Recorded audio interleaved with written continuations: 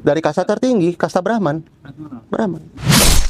Setiap pertanyaan yang ada di saya, yang saya cari jawabannya di kitab ini, kok ambigu, ketahan, nggak jelas, gitu loh, nggak jelas.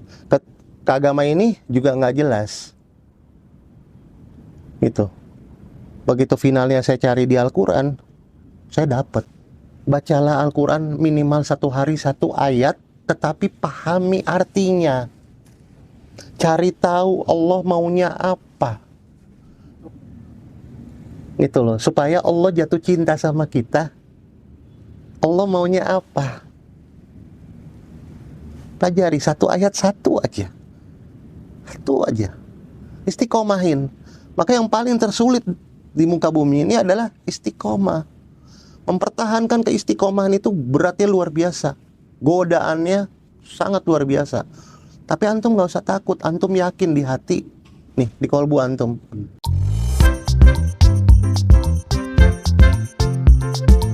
Assalamualaikum warahmatullahi wabarakatuh. Ketemu lagi di channel Adama Entertainment, channelnya tentang video Islam dan juga kisah mu'alaf. Sebelum mulai, jangan lupa untuk like dan juga subscribe ya. Tanpa panjang lebar, ayo kita saksikan. Masya Allah. Di TikTok maupun di YouTube ya, tentang kisah hijrahnya Pak Rama. Boleh memperkenalkan diri nih Pak Rama di Sambat Ngaji Cerdas, latar belakang, backgroundnya, itu dulu. Ya, nama saya Rama. Saya dahulu itu tahun 99, sebelumnya itu saya beragama Hindu. Dari keluarga kasta Brahman, di mana orang tua saya orang India. Nah, tahun 99 itu saya mulai masuk mualaf, masuk Islam. Triggernya kalau boleh tahu bagaimana Pak? Ya, triggernya pernah saya juga ucapkan di podcast sebelumnya. Ya, pada saat lagi sembahyang memang saya telat karena habis pulang dari kuliah. Sembayang tuh? Iya, jadi kan di rumah itu ada semacam tempat sembahyangan kecil yang selalu dilakukan sama bapak almarhum dengan kakak dan adik-adik saya. Nah, pada saat itu saya kok nggak datang, dianggap bapak begitu. Padahal saya lagi mandi baru selesai pulang kuliah. Nah, pada saat saya datang itu sudah telat, sembahyangan sudah dimulai. Nah, bapak itu melotot marah. Itu. Nah, setelah selesai, ya yang ada saya ditegur keras. Nah, di situ saya berpikir, karena saya punya logik. Saya berpikir, kok seperti ini? Gitu. Kan saya baru pulang capek. Itu memang apakah harus tetap jam segitu harus bareng atau bagaimana? Nah, disitulah akhirnya saya belajar mencari tahu. Dan memang ada satu titik yang memang saya tidak ceritakan juga di podcast sebelumnya, di mana waktu saya sekolah itu, dari SD itu saya belajar bukan Hindu. Oh, apa belajarnya Pak? Karena pada saat itu saya belajar Islam. Bisanya belajar Islam bagaimana? Karena untuk ngambil nilai. Karena nggak ada agama Hindu di sekolahnya. Oh, iya. Sekolah negeri ya? Sekolah negeri. Iya. Nah, sampai SMA itu akhirnya saya belajar di Kristen.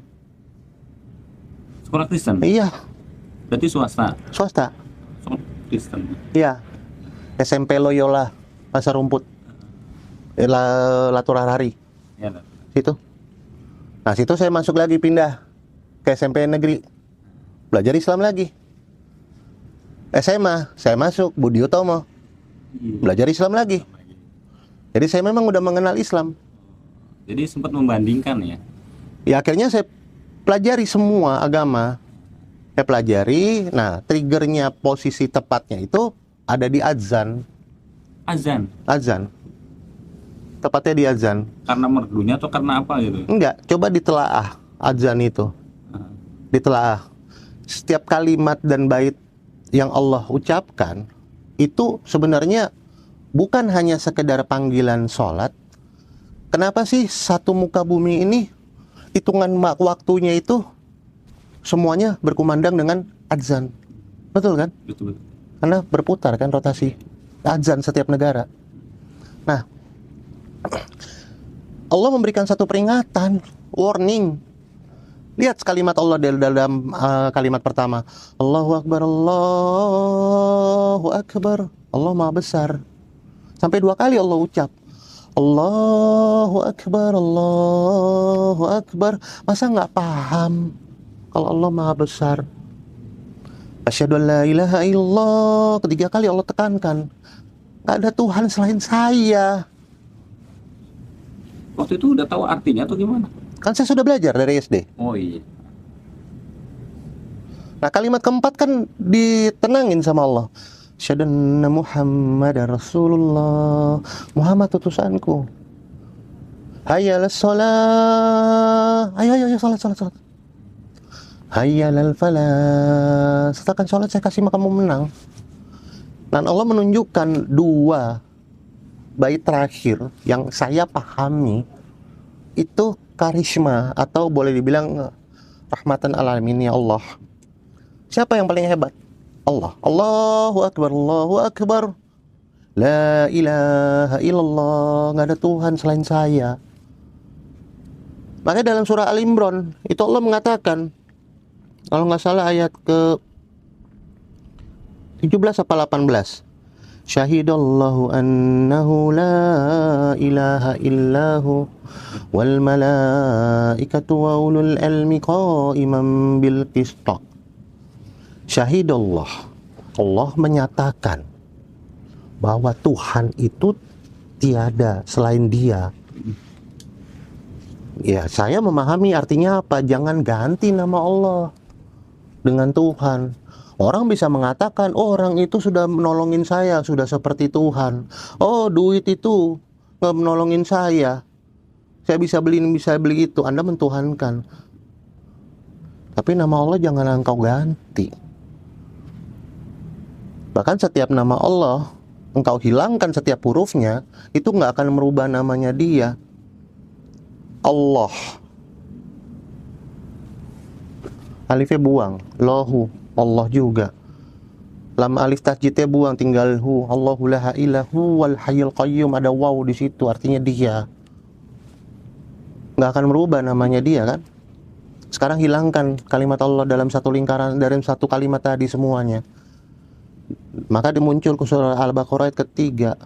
Allazina yu'minuna bil ghaib. Siapa yang ghaib? Siapa yang ghaib? Allah. Wa yuqimunas shalah.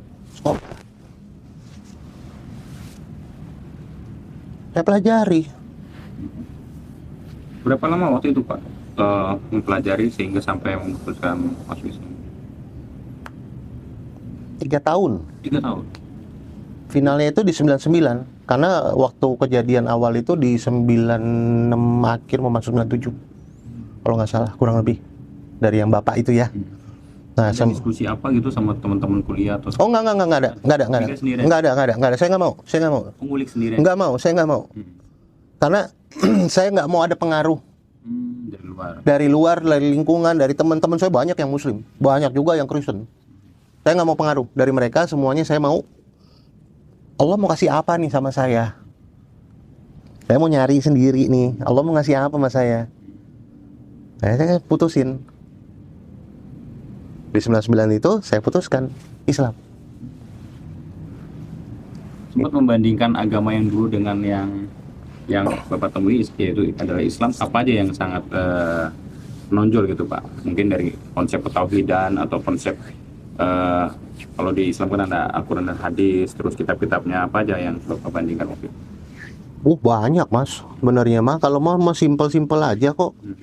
Banyak pertanyaan-pertanyaan yang nggak bisa saya utarakan secara detail karena panjang sekali. Gini,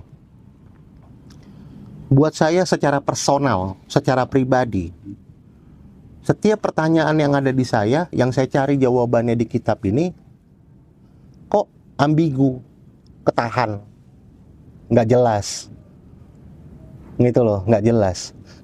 Ke agama ini juga nggak jelas. Gitu. Begitu finalnya saya cari di Al-Quran, saya dapat. Intinya seperti itu. Memuaskan akal ya. Karena Al-Quran itu bisa dipakai dengan logik. bisa dipakai dengan logik.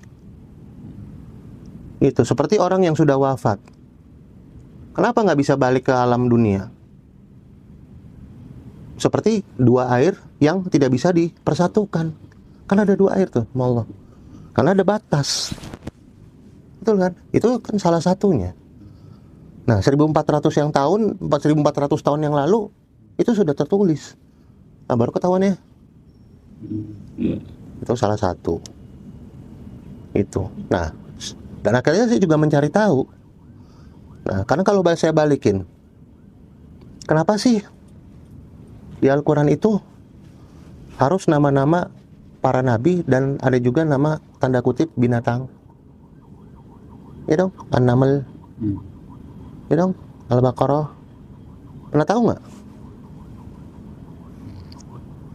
Ya walau alam bisawab, itu CCTV-nya Allah. Najm. Iya. Najm. Iya, bintang. Iya. Anda nggak bisa lari dari kebohongan. Apapun yang Anda lakukan, Allah tinggal perintahkan. Iya dong.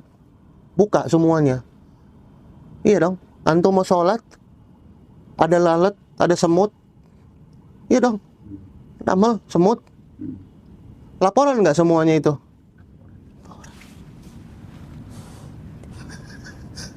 Mikir ke situ ya, Bapak? Semua saya cari. Saya detail. Saya orang detail. Gitu loh. Saya orang detail. Di agama yang dulu emang nggak menemukan apapun itu? Enggak. Ya mungkin walau alam bisawab, ini cara uniknya Allah bahwa saya harus Islam. Bahwa memang saya terlahir bukan di Hindu, tetapi sebetulnya di Islam. Iya, kembali lagi tuh ini. Iya dong. Allah menunjukkan itu kepada ayah saya, kok kenapa saya masuk sekolahnya Islam. Oh iya. Kan saya belajar. Apakah saya belajar Hindu? Belajar dari bapak saya. Apakah saya diajarkan kitab Wedanya? Tidak. Alasannya, Pak? Ya nggak tahu. Saya nggak bisa baca, tapi saya hafal bacaannya. Gitu, saya hafal bacaannya. Padahal kan Tapi maknanya saya harus cari sendiri. padahal kan ayahnya Pak Rama ini kan Dari kasta tertinggi, kasta Brahman. Itu. Bahkan tanda kutip salah satu orang tersohor di sini. Bisa disebutin? Nggak bisa. Saya menghormati keluarga saya. Gitu. Orang terpandang di sini kok. Kalau di kalangan orang India tahu begitu ngeliat muka saya. Apalagi kalau podcast ini muncul. Dan ini akan bikin heboh. Bahkan yang podcast awalnya saja sudah heboh. Jadi sebenarnya intinya mah simple, sangat sederhana. Di Islam itu kenapa sih banyak regulasi? Kenapa sih banyak peraturan? Ini diatur sampai orang berhubungan suami istri pun mandi junubnya diatur, sampai makan, minum dan lain sebagainya diatur. Di agama lain juga ada itu, tapi nggak sedetail Islam, ya kan? Ya, itu sejalan sama Pak Rama yang orangnya detail ya. Ya, makanya karena sebenarnya kalimat Allah di situ kan jelas dalam surah Al Imran, A'udzubillahi minasyaitonirrajim. Qul in kuntum tuhibbunallaha fattabi'uni yuhibbukumullah wa yaghfir lakum dzunubakum wallahu ghafurur rahim. Jika engkau mengikutiku Muhammad, maka kau jauh lebih mencintaimu. Begitupun umatnya. Allah sebenarnya tuh cinta sama ciptaannya. Sekarang gini deh. Antum buat maksiat yang sangat luar biasa. Dari ujung rambut sampai ujung kaki nih. Dari yang namanya narkoba, dari yang namanya maksiat apapun, zina, tetek bengek, apapun itu. Tiba-tiba antum datang nih sama ke tempat ke ibu atau bapak atau kedua-duanya. Terus antum mengucap nih, "Papa, Mama, aku mau minta maaf. Aku ngaku salah." Itu ada statement tuh. Kebanyakan umat muslim itu cuma bilang sama Allah, Allahumma gfirli, ya Allah, aku mau minta maaf. Tapi nggak ngaku. Belajar dulu ngaku. Apa mama, aku datang, aku mau minta maaf, aku ngaku salah. Tolong bimbing saya. Apakah orang tua akan memaafkan anaknya? Udah pasti. Bahkan akan dilindungi dengan nyawanya. Betul? Nah sekarang antum datang ke tempat Allah. Apa Allah nggak akan ampuni? Karena Allah punya sifat rahmat. Itu. Baca surah Az-Zumar ayat ke-53. Hambaku yang sudah sampai maksiatnya sudah melampaui batas. Jangan khawatir. Karena Allah punya sifat rahmat. Itu kan yang paling ditakutin ayatnya sama iblis. Udah capek-capek tuh iblis. Mau godain detek bengek. Nggak taunya sama Allah. Itu hebat. Az-Zumar ayat ke-53. Itu. Jadi pelajari satu persatu, step by step pelajari. Tapi sebelum mempelajari itu, gimana caranya kita? Gimana cara kita untuk bisa belajar ke level step by step, setiap hari naik, biarpun 0,00001% deh, tapi ada kebaikan. Jadi kejar daripada pendosa yang lain, gitu. Berdamailah, belajar berdamailah dengan diri sendiri dulu. Itu, berdamai dengan diri sendiri dulu. Pernah nggak sih, ini kan jasad, ini ruh dititipin, jadiin satu. Antum yang berangkat, ini ruhnya, jasad ditinggal. Pernah nggak sih ngucap sama jasad? Pada saat nanti di akhirat jasad misalnya dipanggil sama Allah, engkau masa terzolimi apa? Apa yang sudah ruh masuk ke dalam itu yang telah zolim terhadap kamu? Dia akan ngomong, ginjalku rusak, rezeki haram masuk ke dalam tubuhku ya Rob. Engkau berikan rezeki halal, ya, dengan gaji yang Allah sudah tetapkan, tiba-tiba dirubah sama dia menjadikan rezeki haram. Muncullah penyakit stroke, muncullah penyakit-penyakit yang lain, karena masuknya rezeki haram.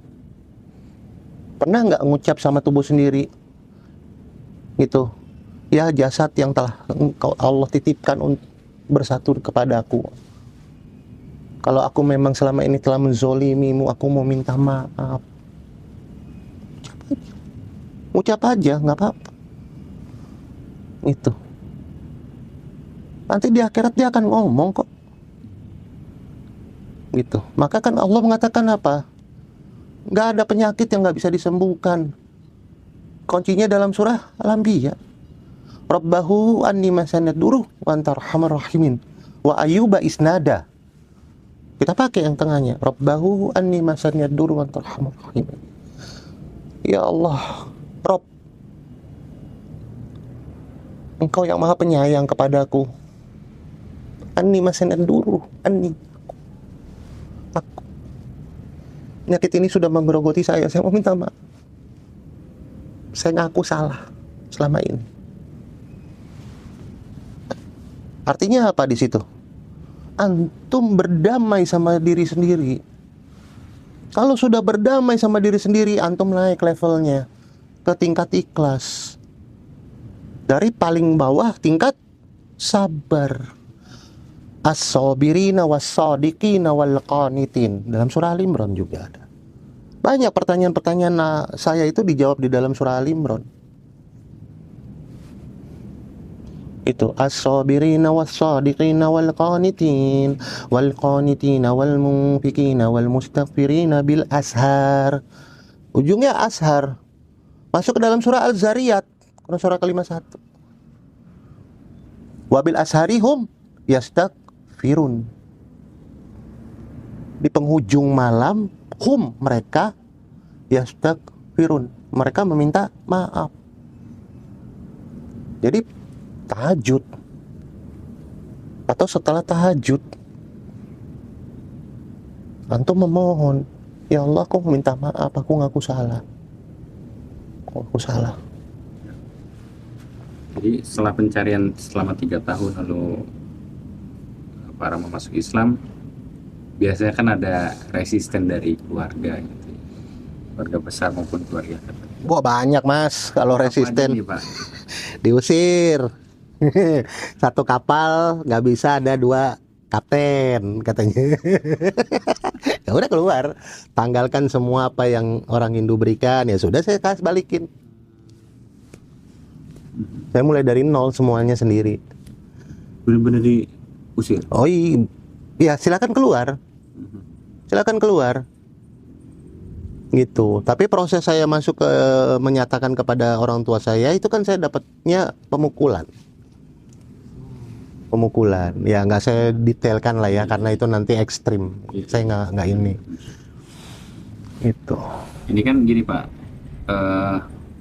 ujian yang Bapak terima ini kan juga bisa jadi dialami oleh teman-teman mualaf yang sekarang gitu Pak. Bisa jadi. Iya, ada Pak. Ada ya. Maksudnya bagaimana Bapak menyikapi itu supaya bisa mereka juga bisa belajar dari itu? Ya, yakin aja bahwa antum itu punya Allah. Kalau memang antum sudah yakin dan apapun hidup antum sudah antum pasrahkan sama Allah, yaitu Islam. Makanya Allah mengatakan innad dina indallahil Islam. Wa makhtalafa allazina utul kitaba illa min ba'di ma ja'ahum ilmu bagian bainahum wa may yakfuru bi ayatillah fa innallaha sari'ul hisab. Bahkan sampai ujung rezekimu aku udah perhitungkan semua. Itu Islam. Itulah indahnya Islam. Islam itu artinya antum pasrah, antum tawakal. Yang Allah butuhkan kan cuma 2. Allah nggak butuh sholat kita. Allah nggak butuh sholat, yang butuh antum. Karena antum merasa diri antum bersalah, antum mau minta maaf sama Allah. Antum, apakah Allah butuh zakat antum? Enggak, antum yang butuh. Tapi yang Allah butuhkan apa? 2. Dalam surah Al-Mulk ayat kedua, yang pertama, Allazi khalaqal mauta wal hayata liyabluwakum ayyukum ahsanu amala. Amalmu mana? Yang kedua, surah Al-Baqarah ayat ketiga, At-Tolak ayat kedua bait terakhir. Surah At-Tolak ayat ketiga di tengah. Nah, Al-Baqarah ayat ketiga 63, ayat Al-Baqarah ayat 63 di tengah. Khudzu ma atainakum biquwwati waskuru ma fihi la'allakum tattaqun. Takwamu mana? Takwa. Wa may yattaqillaha yaj'al lahu makhraja. Jika engkau bertakwa kepadaku, maka urusanmu aku selesaikan. Makhraja. Engkau mau minta rezeki, wa yarzuquhu min haitsu la yahtasib. Wa may yatawakkal 'alallahi fa huwa hasbuh. Aku yang turun langsung selesaikan sendiri. Ya kan? Innallaha balighu amri qad ja'allahu likulli syai'in qadra. Selesai. Antum harus yakin. Jadi ini sih pendapat dan saran dari saya untuk orang-orang yang proses hijrah ataupun yang memang di Muslim. Usahakan tidak hanya sekedar membaca Al-Quran. Membaca Al-Quran itu sangat luar biasa. Saya cuma memberikan saran kepada teman-teman, saudara-saudara semuslim, bacalah Al-Quran minimal 1 hari 1 ayat, tetapi pahami artinya. Cari tahu Allah maunya apa. Gitu loh, supaya Allah jatuh cinta sama kita. Allah maunya apa? Pelajari 1 ayat 1 aja. 1 aja. Istiqomahin. Maka yang paling tersulit di muka bumi ini adalah istiqomah. Mempertahankan keistiqomahan itu beratnya luar biasa. Godaannya sangat luar biasa. Tapi antum gak usah takut. Antum yakin di hati. Nih, di kolbu antum.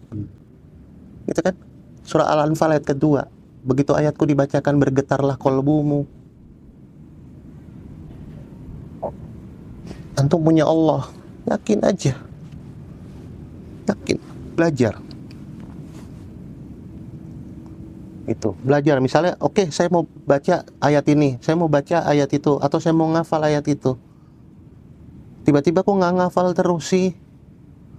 Allah tuh lagi jatuh cinta loh, gitu loh. Itu maksiat antum lagi mau dibuangin semua sama Allah, mau diganti. Tiba-tiba kok, wih ngapal, alhamdulillah. Oh, itu luar biasa.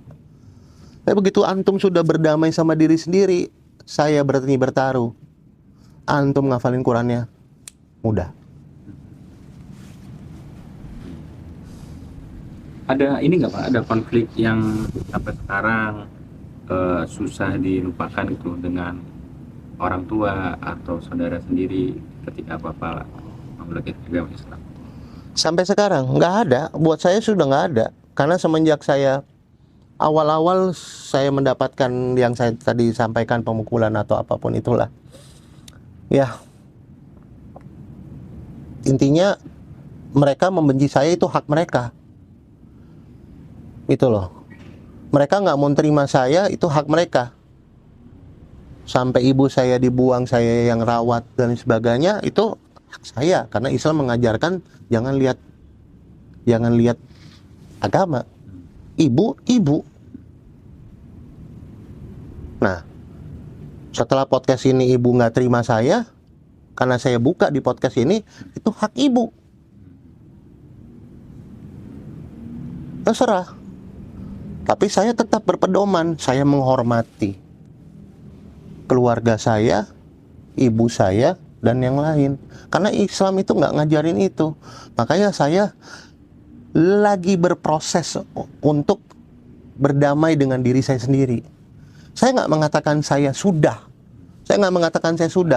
Kalau saya sudah, berarti saya wastakbaro, saya sombong. Nah, itu ilmunya iblis. Saya proses, sampai mati pun saya berproses. Mereka sampai hari ini nggak suka sama saya, silakan, memang benar nggak suka sama saya. Karena Bapak masuk Islam itu ya? Oh iya, dan itu pun sampai, ya tanda kutip, di podcast sebelumnya nggak saya sampaikan itu, sampai saya diproses di pengadilan. Oh iya. Proses di pengadilan sampai saya dinyatakan bukan anak. Akhirnya terbukti bahwa saya anak karena saya kembar. Begitu. Oh iya, tapi kembar beda 2 sel telur, beda wajah. Ah iya, mau bilang apa? Ya kan? Itu uniknya. Allah bukakan semua itu. Kenapa saking benci banget gitu Pak? Apa karena kasta tertinggi atau gimana? Iya kan, mungkin wallahu alam bisawab. Saya nggak mau menghukumi atau menjudgment atau menghakimi. Ya mungkin ini penilaian saya secara pribadi. Mungkin Bapak ini kan punya jemaatnya, kasta tertinggi dan lain sebagainya. Kok anaknya bisa ke Islam? Emang kastanya tuh apa aja Pak? Mungkin kan ada yang belum tahu kasta dari terendah sampai tertinggi. Ya kembali lagi kan saya bilang tadi kan, saya kan belajar di Islam dari awal. Tapi kasta itu saya juga tahu, tapi yang kelima saya kurang tahu. Tapi yang pertama itu Brahman, Satria, Waisya, Sudra. Bapak yang berapa? Hah? Saya yang Brahman. Itu. Tinggi ya itu. Ya, makanya marga keluarga saya itu ya pendeta. Nah, sepertilah kisahnya, bagaimana kan kisahnya ini sangat menginspirasi kita bahwa kita itu sebagai umat muslim, dengan adanya video ini kita itu menjadi terinspirasi bahwa kita itu bisa lebih baik lagi untuk menjadi seorang pribadi muslim yang lebih baik lagi. Dan dengan video ini juga mungkin kalian juga yang mungkin non muslim ya, yang menyaksikan ini, kalian juga mungkin ada gambaran seperti apa bahwa agama Kristen itu tidak selalu misalnya benar ya, karena banyak juga kontradiksi di sini bahwa agama Kristen, agama non Islam misalnya gitu ya, jika orang-orang mereka itu mualaf itu karena apa, kebanyakan itu mereka itu tahu bahwa Islam itu adalah agama yang benar, agama yang lebih masuk akal daripada agama-agama lainnya. Dari mana kita itu bisa tahu hal itu ya, karena kita mempelajari Al-Quran dan mempelajari agama Islam gitu. Kita itu harus terbuka, harus berpikir terbuka, harus maksudnya kita itu harus mencerminkan bahwa kita itu sebenarnya itu Indonesia itu emang toleransi ya, tapi ketika kita dihadapkan dengan sesuatu agama gitu ya, kita harus mengkaji, misalnya agama Kristen seperti ini, agama Hindu seperti ini, agama Islam juga seperti ini, dan berbeda-beda ya, karena di Indonesia itu banyak banyak sekali agama ya, tapi kebanyakan di channel ini adalah tentang agama dari non muslim ke muslim, dikarenakan agama Islam adalah agama yang paling sempurna di dunia ini. Sampai akhir zaman pun Al-Quran itu berkata bahwa Allah itu akan menjaga Al-Quran sampai hari akhir. Nah, semoga yang menonton video ini bisa terinspirasi ya dan semakin kuat lagi imannya, terutama agama Islam ya.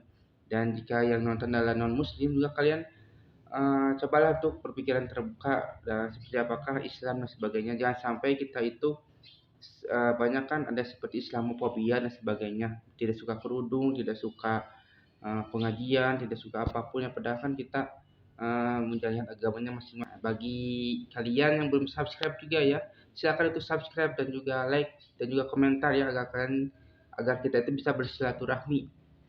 Agar kita itu, karena di kolom komentar ini ya, di channel ini kebanyakan itu agama muslim dan non muslim itu suka ada ya, dan suka ada yang membalas dan sebagainya. Dan jika kalian suka, jangan lupa untuk like, comment, dan subscribe ya. Dan nantikan video saya selanjutnya. Wassalamualaikum warahmatullahi wabarakatuh.